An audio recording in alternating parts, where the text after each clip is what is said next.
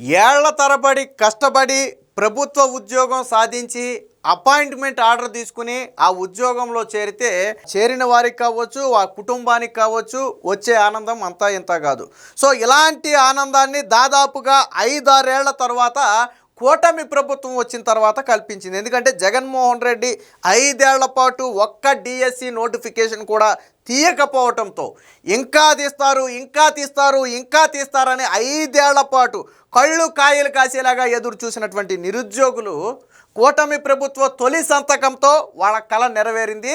150 రోజుల్లోనే డిఎస్సిని పూర్తి చేశారు. వాళ్ళకి అపాయింట్మెంట్ ఆర్డర్లు ఇచ్చారు. ఉద్యోగంలో కూడా చేరిపోయారు. అంతా బాగానే ఉంది. కానీ ఇంత ఆరుగాలం కష్టపడి చదివి రాత్రి పగలు చదివి తిని తినక అప్పో చేసి కోచింగ్ ఇన్స్టిట్యూట్లకి వెళ్ళి ఈరోజు ఉద్యోగం పొందినటువంటి వ్యక్తులని నువ్వు దొడ్డిదారిన ఉద్యోగం పొందావు, నువ్వు అక్రమంగా ఉద్యోగం పొందావు అని మాట్లాడితే బాధ కలగదా? ఖచ్చితంగా బాధ కలుపుద్ది. కష్టపడి ఉద్యోగం సాధించిన వాటి మీద నువ్వు విమర్శలు చేసి నువ్వు కష్టపడలేదు అంటే వాడికి కోపం బాధ రెండూ వస్తాయి.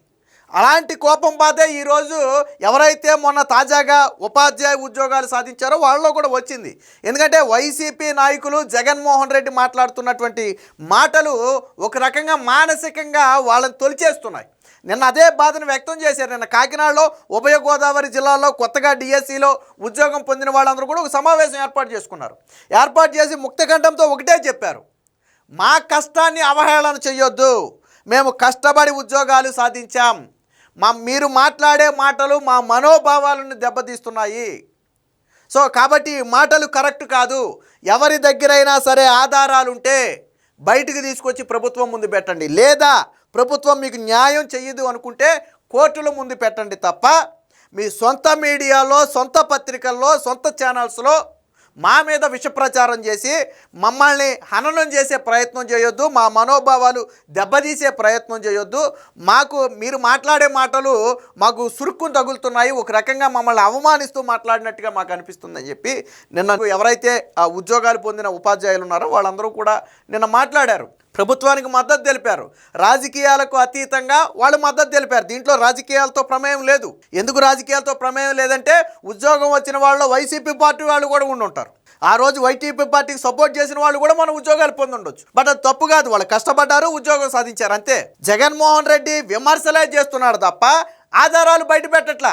నిజంగా జగన్మోహన్ రెడ్డి దగ్గర ఆధారాలు ఉంటే ఆయన చేయాల్సింది సాక్షిలో కూర్చుని విమర్శలు కాదు, కోర్టుకి వెళ్ళాలి. కోర్టుకి వెళ్ళి ప్రభుత్వం తప్పు చేసింది అని కోర్టులో నిరూపించగలిగితే అంతకంతే పెద్ద విజయం ఉంటుందే జగన్మోహన్ రెడ్డి నీకు. మరి ఎందుకు కోర్టుకు వెళ్ళవు నువ్వు? అభ్యర్థులు తీసుకుని వెళ్ళొచ్చు కదా కోర్టుకి, ఎందుకు వెళ్ళవు నువ్వు? ఎందుకు వెళ్ళనంటే అందులో ఆధారాలు లేవు. ఆల్రెడీ ఇదే డిఎస్సి మీద 200కు పైగా కేసులు వేస్తే ఒక్కొక్క కేసు ప్రభుత్వం పరిష్కరించుకుంటూ డిఎస్సిని నిర్వహించి ఫలితాలు విడుదల చేసి వాళ్ళకు ఉద్యోగాలు ఇచ్చింది. ఆల్రెడీ జగన్మోహన్ రెడ్డి చేయాల్సిన ప్రయత్నం అంతా చేశాడు డిఎస్సిని అడ్డుకోవడానికి.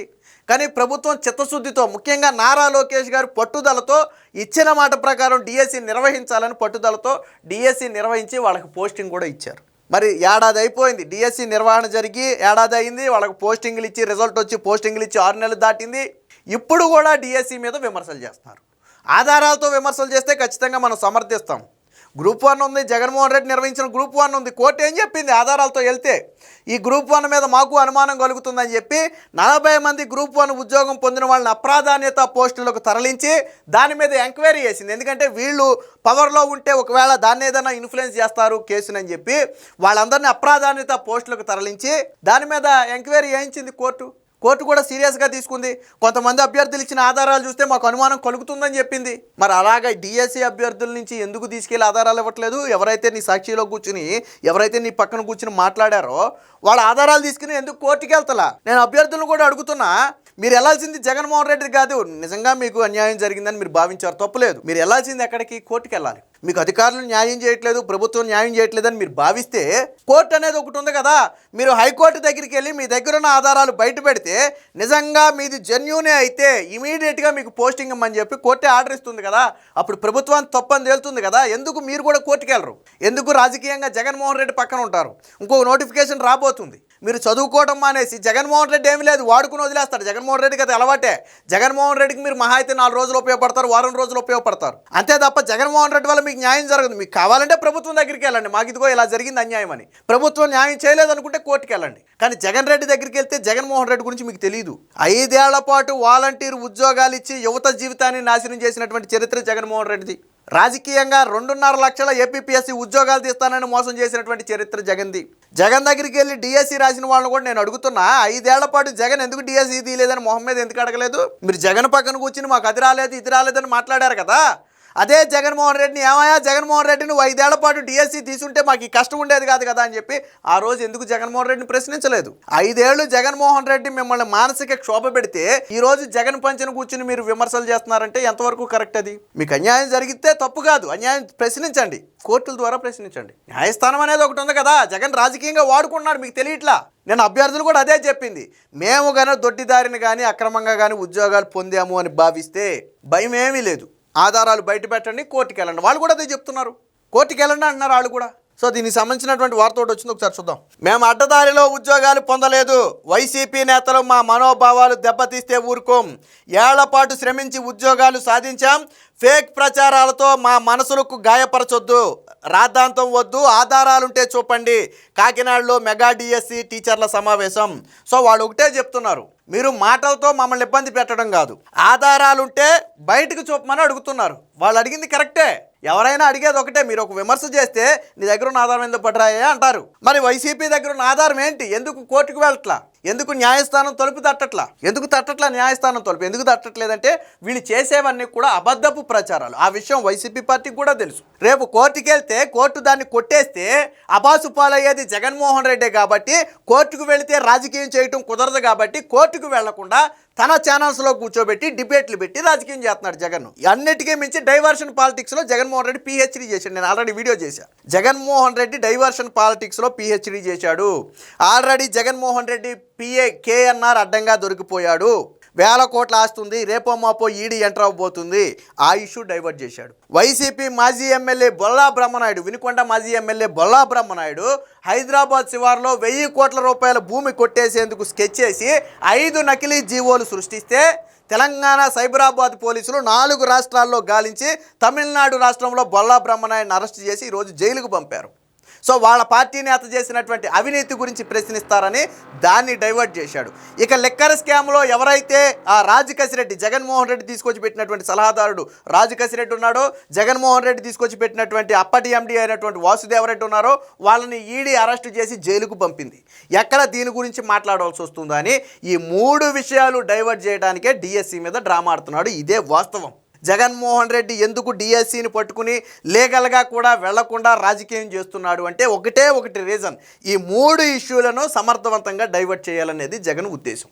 సో అదే జరిగింది కూడా. తాము అడ్డదారిలో ఉద్యోగాలు పొందలేదని, ఏళ్లపాటు కష్టపడి చదివి ఉద్యోగాలు సాధించామని మెగా డిఎస్సి 2025లో ఎంపికైన టీచర్లు స్పష్టం చేశారు.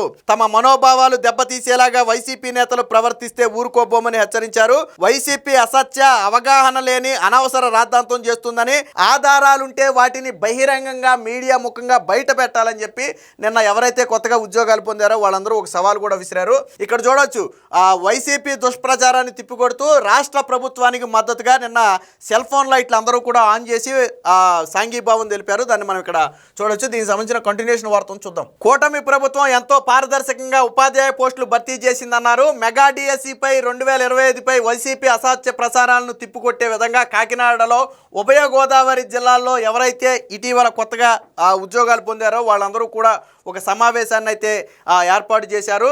సో దీనిలో ఎవరైతే ఉద్యోగాలు పొంది ఇప్పుడు తాజాగా ఉపాధ్యాయులుగా ఎన్నికయ్యారో వారందరూ ఈ కార్యక్రమంలో హాజరయ్యారు.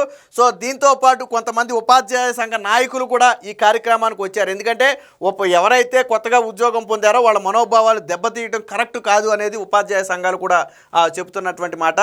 సో డిఎస్సిపై వైసీపీ అధినేత వైఎస్ జగన్ ఆయన అనుచరగణం చేస్తున్న అసత్య ప్రచారాలను ముక్త కంఠంతో ఖండించారు. ఈ సందర్భంగా టీచర్లు తాము ఎలా ఉద్యోగం పొందింది. వైసీపీ దుష్ప్రచారంతో మానసికంగా తాము పడుతున్న ఆవేదనను వివరించారు. పక్కా ప్రణాళికతో మెగా డిఎస్సి నిర్వహించారని, తమ సర్టిఫికేట్లు క్షుణ్ణంగా పరిశీలించాకే ఉద్యోగాలు ఇచ్చారని చెప్పారు. ఫేక్ ప్రచారాలు, ఆరోపణలతో తమ మనస్సులను గాయపరచవద్దని కోరారు. ఎటువంటి ప్రలోభాలు, పైరవీలు లేకుండానే ఉద్యోగాలు సాధించామని స్పష్టం చేశారు. లక్షలాది రూపాయలు డబ్బులు ఇచ్చి ఉద్యోగాలు కొనుక్కునే స్తోమత తమకు లేదన్నారు. తమ మనోభావాలను పణంగా పెట్టి వైసీపీ రాజకీయాలు చేయటం, వచ్చే ఎన్నికల్లో గెలుపొందాలని చూడటం నిజంగా దారుణమన్నారు. ప్రతిభతో ఉద్యోగం పొందిన వారి జీవితాలతో ఆటలాడటం మంచిది కాదని ఒక ఎత్తువ పలికారు. వాళ్ళు నిన్న చాలామంది ప్రసంగాలు చేశారు, నేను కూడా చూశాను.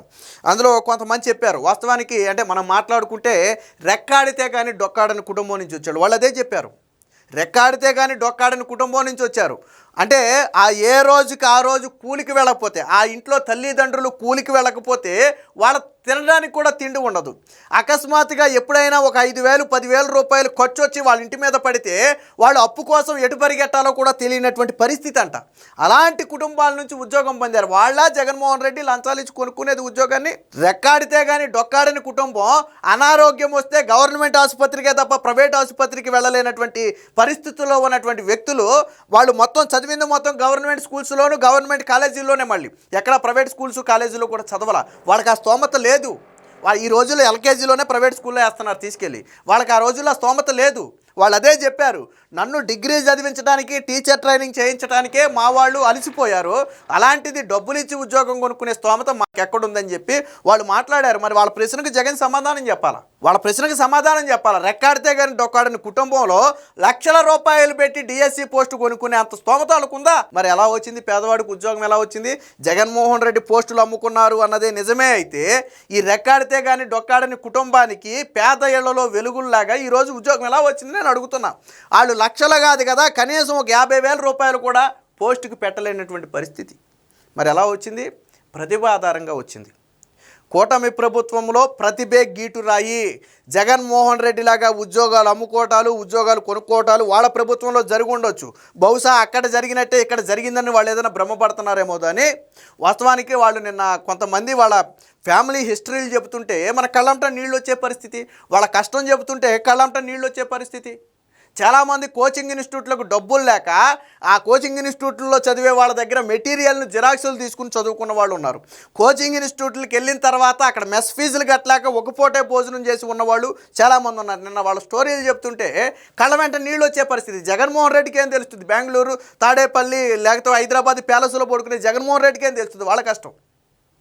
వాళ్ళు వినండి ఒకసారి, నిన్న వాళ్ళు మాట్లాడిన మాటలేనండి, వాళ్ళు కడుపులో నుంచి వచ్చినాయి వాళ్ళ బాధలయ్యి. వాళ్ళు నిన్న బాధలను పంచుకున్నారు వాళ్ళు.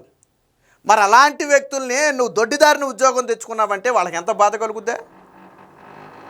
జగన్మోహన్ రెడ్డి చేసే నీచ ప్రచారాలు ఎంత దారుణంగా ఉంటాయో. నిన్న ఉద్యోగం వాళ్ళకి రాజకీయాలతో సంబంధం లేదు, వాళ్ళు ఎప్పుడూ రాజకీయాల్లో పాల్గొన్న వాళ్ళు కాదు, రాజకీయంగా ఒక పార్టీకి మద్దతు ఇచ్చిన వాళ్ళు అంతకంటే కాదు. నిన్న మాట్లాడిన వాళ్ళు కేవలం ఈరోజు ఒకే ఒక విషయం మీద వాళ్ళు బయటకు వచ్చారు. ఎందుకు వచ్చారంటే, కూటమి ప్రభుత్వం నిష్పక్షపాతంగా పరీక్షలు నిర్వహించింది, ప్రతిభ ఉన్న వాళ్ళకే ఉద్యోగాలు ఇచ్చింది అనేది చెప్పటం కోసం మాత్రమే వాళ్ళు బయటకు వచ్చారు తప్ప, నిన్న కూడా జగన్మోహన్ రెడ్డిని వాళ్ళు ఏమనలా. వాళ్ళు వేడుకున్నారు, సార్ మా మనోభావాలు దెబ్బతీయొద్దని వాళ్ళు వేడుకున్నారు జగన్మోహన్ రెడ్డిని.